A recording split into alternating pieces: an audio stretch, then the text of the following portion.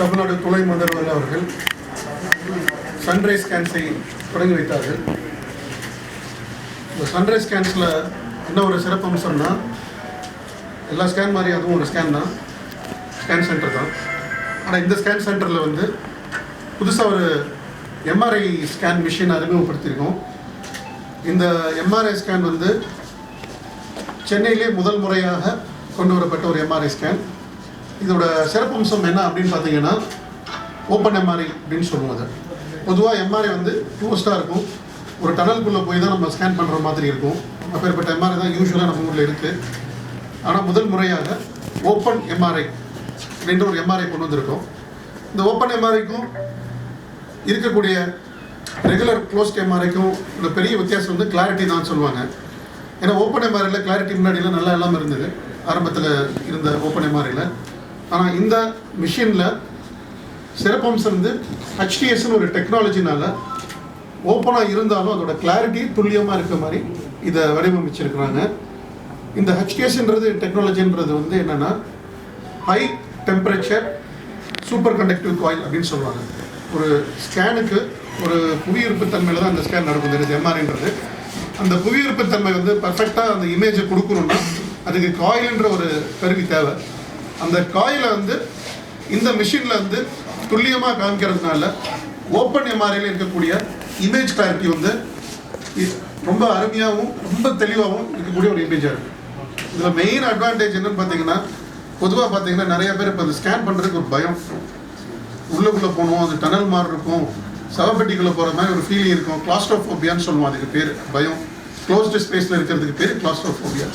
அந்த மாதிரி இருக்கிறவங்களுக்கு வந்து இந்த சாதாரணமாக இருக்கிறவங்களுக்கே சில நேரம் கிளாஸ்ட்ரோஃபோபியா இந்த எம்ஆர்ஐ ஸ்கேனில் வந்துடும். ஆனால் இந்த மிஷினில் அந்த கிளாஸ்ட்ரோஃபோபியா கிடையாது. ரொம்ப ரொம்ப கம்ஃபர்டபுளாக இருக்கும் பேஷண்ட்டுக்கு. இன்னொரு பெரிய விஷயம் பார்த்தீங்கன்னா, ஒரு எம்ஆர்ஐ இப்போ இருக்கக்கூடிய எம்ஆர்ஐகளில் எப்படி இருக்கும்னா, பயங்கரமாக சவுண்டு வரும், டக்கு டக்கு டக்குன்னு ஒரு சவுண்ட் வந்துகிட்டே இருக்கும். ஏன்னா அது வந்து ரொட்டேட்டிங் மேக்னெட். இந்த மேக்னெட்ன்ற ஃபிக்ஸட் மேக்னெட். அதனால வந்து உங்களுக்கு அந்த சவுண்ட் டிஸ்டர்பன்ஸோ பேஷண்ட்டுக்கு வந்து ஒரு பயமோ எதுவுமே இருக்காது. கம்ஃபர்டபுளாக ஒரு பேஷண்ட் வந்து ஸ்கேன் பண்ணுறச்சு. ஏன்னா ஒரு ஸ்கேன் எடுக்கிறதுக்கு 20 நிமிஷம் 25 நிமிஷம் ஆகும். அந்த டைமில் சில பேர்லாம் வந்து ஸ்கேன் எடுக்கும் போதே வந்து தூங்கிற அளவுக்கு கம்ஃபர்டபுளாக இருக்கும் இந்த மிஷினில் இருக்கக்கூடிய சிறப்பம்சம். இதே மாதிரி பார்த்தீங்கன்னா, இப்போ குழந்தைங்கள்லாம் வந்து இங்கே ஸ்கேன் எடுக்கிறது ரொம்ப கஷ்டம். அவங்க வந்து படுக்க மாட்டாங்க, பயமாக இருக்குன்னு ஃபீல் பண்ணுவாங்க.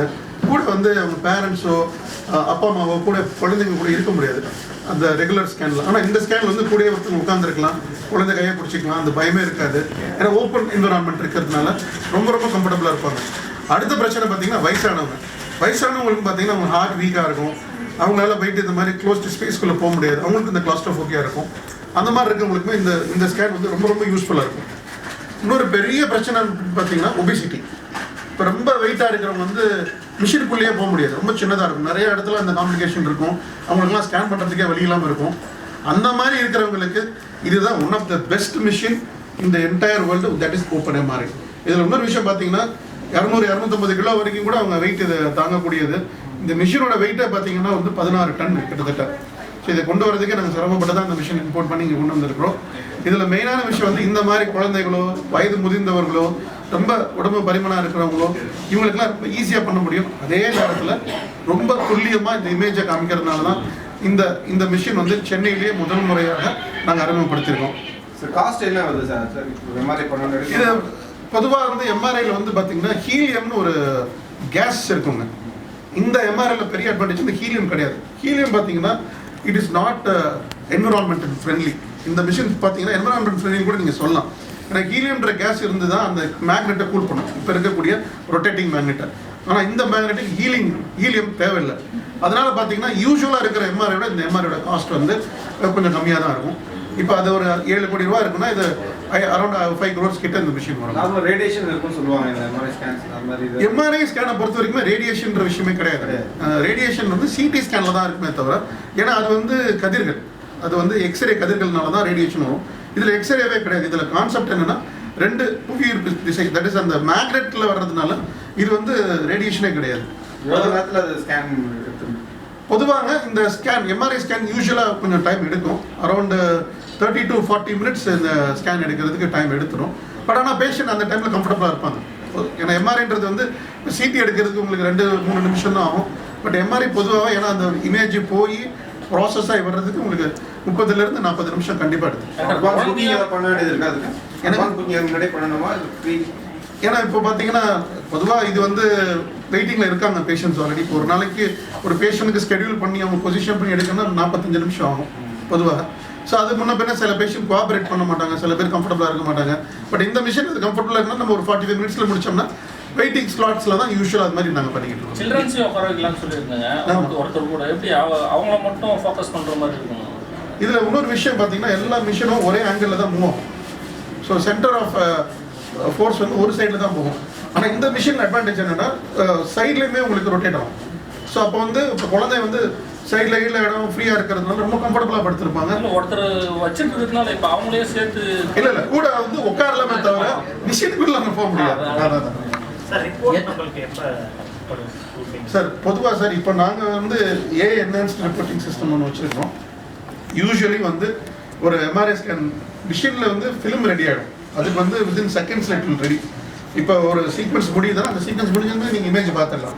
பட் வந்து அதை வந்து ரிப்போர்ட் பண்ணக்கூடிய வந்து ரேடியாலஜிஸ்ட். அதுதான் மிஷின் என்னதான் நீங்கள் ரிப்போர்ட் நல்லா கொடுத்தாலும் அந்த ரிப்போர்ட்டை வந்து அந்த இமேஜை கரெக்டாக ரீட் பண்ணி கொடுக்கக்கூடியதோட திறமை வந்து ரேடியாலஜிஸ்ட் கிட்ட தான் இருக்குது. சார் தான் நம்ம ரேடியாலஜிஸ்ட். அவங்க வந்து ரிப்போர்ட் பண்ணுவாங்க. இப்போ அந்த மிஷினை பார்த்து அந்த ஃபிலிமை பார்த்துட்டு ப்ளஸ் சில விஷயத்து இன்ஃபர்மேஷன்ஸ் அவங்களுக்கு தேவைப்படும். பேஷண்டோட ஹிஸ்ட்ரி அதெல்லாம் வச்சு தான் இது மாதிரி இருக்குன்றதை வச்சு துல்லியமாக சொல்லணும். இப்போ முன்னாடி இருக்க எம்ஆர்ஐ ஸ்கேன் அவர் வந்து அந்த டிபார்ட்மெண்ட்டில் ஒர்க் பண்ணுவாங்க. இப்போ நீங்கள் அறிமுகப்படுத்திருக்க எம்ஆர்ஐ ஸ்கேன் ஒர்க் பண்ணுறது டிஃப்ரென்ஷியேட் டாக்டர்ஸ் சவால்கள் சரி, ஓப்பன் எம்ஆர்ஐன்றது வந்து இட்ஸ் வெரி ஓல்ட் டெக்னாலஜி. இதுக்கு முன்னாடி இருக்குது சரிங்களா. To start with it started with open MRI. But அப்போ வந்து 0.35 டெஸ்லா ரெசல்யூஷன் மேக்னெட்டிக் ஃபீல்டு இருந்ததுனால அதில் ரெசல்யூஷன் வந்து கம்மியாக இருந்தது. ஸோ அதை இம்ப்ரூவைஸ் பண்ண என்ன பண்ணாங்கன்னா மேக்னெட்டிக் ஃபீல்ட் ஸ்ட்ரென்த் இன்க்ரீஸ் பண்ணாங்க. ஸோ அது 1.5 ஆச்சு, 3 ஆச்சு. பட் டிஸ்அட்வான்டேஜ் என்னென்னா சார் முன்னாடி சொன்ன மாதிரி அது டனல் மாதிரி ஒரு மேக்னெட் கொண்டு வர வேண்டியதாக இருந்தது. ஸோ அதில் உள்ளே போயிட்டு வரும்போது அந்த கிளாஸ்ட்ரோஃபோபிக் எஃபெக்ட் இருந்தது. ஸோ இப்போ என்ன பண்ணியிருக்காங்கன்னா அதே 0.35 டெஸ்லா தான். பட் இந்த மேக்னெட்டிக் ஃபீல்ட் ஸ்ட்ரென்த்தை வந்து மெயின்டைன் பண்ணுறதுக்கு அந்த நியூ டெக்னாலஜி இன்ட்ரோடியூஸ் பண்ணியிருக்காங்க. ஸோ இந்த பழைய மேக்னெட்டிக் ஃபீல்ட் ஸ்ட்ரென்த்தை வச்சு ஓப்பன் டைப் வச்சு ரெசல்யூஷன் பெட்டராக இருக்கும். ஸோ உங்களுக்கு வந்து அந்த பேஷண்ட் கம்ஃபர்ட் தான் இதில் இம்பார்ட்டன்ட். பட் பழைய எம்ஆர்ஐயை விட பழைய ஓப்பன் எம்ஆர்ஐயை விட இப்போ கரண்ட்லி இருக்கிற ஓப்பன் எம்ஆர்ஐயில் resolution equivalent to 1.5 and 3D. So அதுதான் advantage. So from our perspective பெரிய டிஃப்ரென்ஸ் கிடையாது. எங்களுக்கு வந்து 1.5க்கும் 3க்கும் ஆல்மோஸ்ட் ஒரே ரெசல்யூஷன் தான் இருக்குது. இமேஜிங் இன்டர்பிரிட்டேஷன் ஈஸியாக தான் இருக்குது. துணை முதல்வர்கள் தொடர்ந்து இருக்கப்பட்ட சன்ரைஸ் கேன்ஸில் வந்து இந்த எம்ஆர்ஐ மட்டும் இல்லாமல் அடுத்த டிஜிட்டல் எக்ஸ்ரேல ஒரு டெக்னாலஜி கொண்டு வந்திருக்கும். ஃபுல் லெக் ஃபுல் ஸ்பைன் ஸ்கேனோகிராம் சொல்லிட்டு அது ஒரு டெக்னாலஜி தான். இப்போ ஒரு பேஷண்ட் வந்து இப்போ கழுத்துக்கு ஒரு பார்ட் எடுக்கணும், முதுகுக்கு ஒரு பார்ட் எடுக்கணும், காலுக்கு ஒரு பார்ட் எடுக்கணும்னா ஒரு தடவையும் அவங்க எடுக்க வேண்டியதாக இருக்கும். ஆனால் எங்கள்கிட்ட இருக்கிற மிஷினில் வந்து ஒரே இதில் வந்து ஹெட் டு ஃபுட் வரைக்கும் ஒரே எக்ஸ்ரே எடுக்க முடியும். பேஷண்ட் நகரவே தேவையில்லை, மிஷினே நகர்ந்து எக்ஸ்ரே கொடுத்துரும். அது வித்தின் ஃப்ராக்ஷன் ஆஃப் செகண்ட்ஸ். மொத்த எக்ஸ்ரே எடுக்கிறதுக்கே 2லேருந்து 3 நிமிஷம் தான் ஆகும். ஸோ அது ஒரு மாதிரி ஒரு ஃபெசிலிட்டி கொண்டு வந்திருக்கோம்.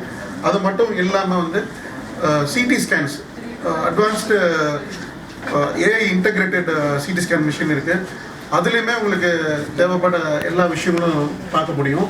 அது மட்டும் இல்லாமல் கார்டியாலஜி டிபார்ட்மெண்ட்டில் வந்துட்டு மொத்தம் எக்கோ கார்டியோகிராம், அது மட்டும் இல்லாமல் டிஎம்டி, ஃபுல்லி ஆட்டோமேட்டட் லெபார்டரி சர்வீசஸும் வச்சுருக்கோம். இன்றைக்கு வந்து துணை முதல்வர் அவர்கள் இன்னொரு சென்டரையும் இங்கே ஓப்பன் பண்ணி வச்சாங்க, கார்டியா ஹார்ட் சென்டர்னு சொல்லிட்டு. அதில் வந்து அட்வான்ஸ்டு ஆன்ஜியோகிராம், ஆன்ஜியோபிளாஸ்டி பண்ணக்கூடிய கேத்லாப் மிஷினையும் இன்னைக்கு அவங்க துவங்கி வச்சாங்க. எதுங்க ஆக்சுவலி பார்த்தீங்கன்னா இந்த மிஷின் வந்து இந்தியாவில் இதுதான் முதல் மிஷின் இந்த டெக்னாலஜியில். இந்த ஸ்கேன் சென்டரில் இருக்கக்கூடிய அந்த எம்ஆர்ஐ மிஷின் ஆக்சுவலி பார்த்தீங்கன்னா அது வந்து சென்னையில் தான் ஃபஸ்ட்டு இதை கொண்டு வரதுனால சென்னை முதல் ஸ்கேன் மிஷின் கொண்டு வந்திருக்கோம். இன்னும் பிரான்ச்சஸ் எதுவும் ஆரம்பிக்கல, இதுதான் முதல்ல துவங்கி வச்சது நம்மளோட துணை முதல்வர்.